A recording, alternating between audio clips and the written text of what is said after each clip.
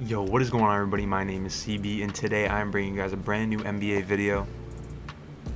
Everybody, the seeding games were as entertaining as I wanted them to be, and I honestly may stand corrected when I say they were even better than I thought they were going to be. I think we are in store for a very entertaining playoffs, and I'm more than excited to get started. But without further ado, today I'm going to bring you guys my first round predictions for the NBA playoffs. If you are new to the channel and do like what you see, don't forget to hit that subscribe button as I upload videos every Saturday here. I also stream on twitch.tv/Cblightsout every day besides Wednesday and Sundays. If you ever want to catch me live, just go to the description, click on that link, and leave me a follow so you know when I'm going to be live. Other than that, let's get to the rest of the video. Like I said, we have been spoiled with some great NBA games over the last 2 weeks, and I just want to give a special shout out to the Phoenix Suns for going 8-0 but missing the playoffs. In my opinion, the NBA did not do this right. If you look at the last 4 teams in the West, they all had the same amount of losses to end the year. Now, the NBA could have made it a little bit better with a play-in tournament style, not a play-in game. I understand it's a double elimination game for the Blazers. However, I feel like if they made a 10 versus 9 game and then made the winner of that game play the 8 seed, I feel like they would have been way better off, and they actually would have given the Suns something to work for, because in all due respect, the Suns kind of went home empty-handed. Sure, I think they've gained respect of everybody in the league, putting everybody on notice. However, I don't think that was something that they wanted. I think they actually wanted to make a run for the playoffs. Other than that, the NBA playoffs are starting on Monday, so I'm more than excited to actually start watching these meaningful games, if you will. The play-in games between the Grizzlies and Blazers is actually today. At the time of recording this video, I do not know the winner, so I am unsure, but I'm looking forward to that game. When you see this video, the game will probably already be over. Maybe there will be a Sunday game. Maybe the Blazers have already moved on. Honestly, I will see how it pans out, and you guys have already seen how it pans out. So we're going to start with the Eastern Conference, and the first series is the Bucks versus the Magic. Now, in my previous videos, I have said that the Bucks are the favorite in the East. I will say that the Bucks have looked weak during the bubble. They lost 4 of their first 6 games. I think Giannis said it himself. The only team that can beat Milwaukee is themselves, and I agree with that. However, I think this is going to be an easy series for them. Business as usual. Orlando might take a game, but I definitely see the Bucks winning in about 4 or 5. The 2 vs 7 series is the Raptors and the Nets. Honestly, what I'm looking forward to most is seeing how the Raptors play in the playoffs without their man Kawhi Leonard. We all know what regular season Raptors can do, but I'm willing to see what they can do in the playoffs here. Is Fred VanVleet going to lead them, or is it going to be Siakam? I'm excited to see what kind of run they can put together.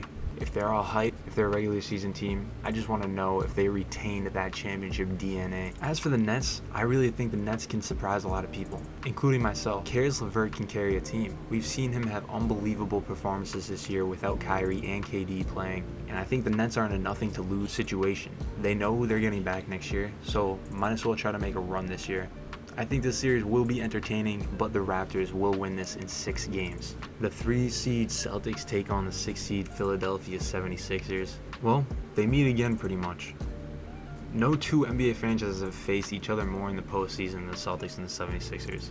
This is actually the 21st meeting between them. As for all these series, home court advantage is a no-go. Nobody has that edge, and with the Celtics and the 76ers, I feel like that always came into play with them. We all remember the confetti game from a few years ago, but it's beside the point. Celtics and Sixers fans hate each other. You may or may not know, I am a Celtics fan. I bleed green day in and day out. I'm excited to see what they can do, and I really think that the Celtics are just too hot to keep up with right now. The injury of Ben Simmons definitely hurts the Sixers, so I think they're going to have trouble finding that balance. Joel Embiid is someone who can lead an offense, but I don't think he can lead a team. If the Celtics hit on all cylinders, they should be winning this series in 5 games. No more, no less. Oh man, now this series, this is going to be fun to watch. In my opinion, the 2 most evenly matched teams in the Eastern Conference go head-to-head in the first round matchup. Let me get something straight. I've said Miami is a scary team, but I did not know that TJ Warren was going to be the TJ Warren that he is. If the Heat can slow him down, they should have very little issues with the Pacers. However, I still think it's going to be an entertaining series to watch. I expect TJ Warren to try to lead them, but I also expect Jimmy Butler to go at TJ Warren. This will be dating back to earlier in the regular season when these two had a little bit of beef in the game. If Miami can score buckets from beyond the arc, they should have no issues with the Pacers. And honestly, the one player I would look out for on Indiana is TJ Warren. Miami in 6. Moving on to the Western Conference, we're going to start in with the play-in game. As I started this video off, I talked a little bit about it, but the Trailblazers and Grizzlies will be playing 2 potential games to decide who will be playing as the 8th seed. If you want me to be real, I totally expect Portland to get the win. As you can tell by the thumbnail, Damian Lillard is the man on the mission right now, and I think he is going to be hard to stop for anybody, even the Lakers in round 1. I truthfully think the Blazers and Lakers will play in round 1. If it is the Grizzlies and Lakers, the Lakers will sweep the Grizzlies. However, if it's Lakers Trailblazers, the Lakers will have some issues. There's no other way to put it. Portland is not an 8 seed. They were riddled by injuries all year, and they should be higher in the Western Conference. This is a series that could potentially go 7 games, depending on how Portland plays defense. If Portland continues to stay hot, they should at least get 2 to 3 games in this, but the Lakers are going to walk away with this one. My final prediction, Lakers in 6. The series that has potential upset written all over it is the Clippers and the Mavs. We all know that the Clippers were favorites going into the year. We all know what Kawhi is capable of, but will they be able to run through the West? Luka Doncic is nothing to play with. This man is unbelievable. Currently one of my favorite players in the league. I think that he's going to have a big first round series. Kawhi and PG need to both be on the games. I'm not worried much about Kawhi, but PG, definitely. PG has had a track record of not doing well in the playoffs, so I'm expecting him to actually have a big playoff. I think he has a little bit of a chip on his shoulder, and he's ready to prove the haters wrong. This series will be fun to watch, but I truthfully think the Clippers won't have any issues going into Game 6, and they'll blow them out. Clippers in 6. Now, a series a lot of people are probably overlooking is the Nuggets versus the Jazz. It doesn't look exciting from far away, but both these teams have a lot to be playing for. The big matchup is the center positions. Gobert is going up against Joker. I think we're all pretty excited to see how that matchup will turn out. A gifted offensive talent versus reigning defensive player of the year. Someone to look out for, Michael Porter Jr.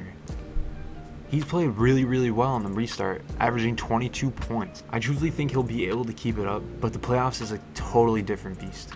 The biggest thing the Jazz do is play defense really well. So if the Nuggets struggle shooting the ball, they might lose a few games. But honestly, the Nuggets should have an easy one in 5 games. And obviously, there's a reason I left the best series for last. Now, I know what you're thinking. Russ isn't playing, but I need you to hold off. Do you know who the Rockets have? Do you know who number 13 is? James Harden in the playoffs. People always hate on it, but I am ready to see what he has in store for us. This is going to be the most exciting series, and I definitely think it's going to go to 7 games. The backcourt matchups are going to be unbelievable to watch, but I think depth is going to be the most crucial in this series. We all know about Houston's small ball type play, but OKC has a deep team that has some size to it. I only expect Russ to miss 2 games at least, maybe more, but that might be what really kills Houston. They're going to have to rely heavily on Harden in the 3-point shot to get them through the first couple games if he's not around, but when he comes back, that is a different series. This series is going to 7, and I have Houston taking it. The first round should be an exciting one, and I'm really eager to get it started here. Let me know in the comments what you guys think about your predictions, and as always, don't forget to leave me a like, as I love making these NBA type videos. I want to try to make more and try to get my thoughts out there, hear some thoughts from you guys, anything like that. But as always, I hope you guys enjoyed the video. Enjoy the first round, and I will see you guys later.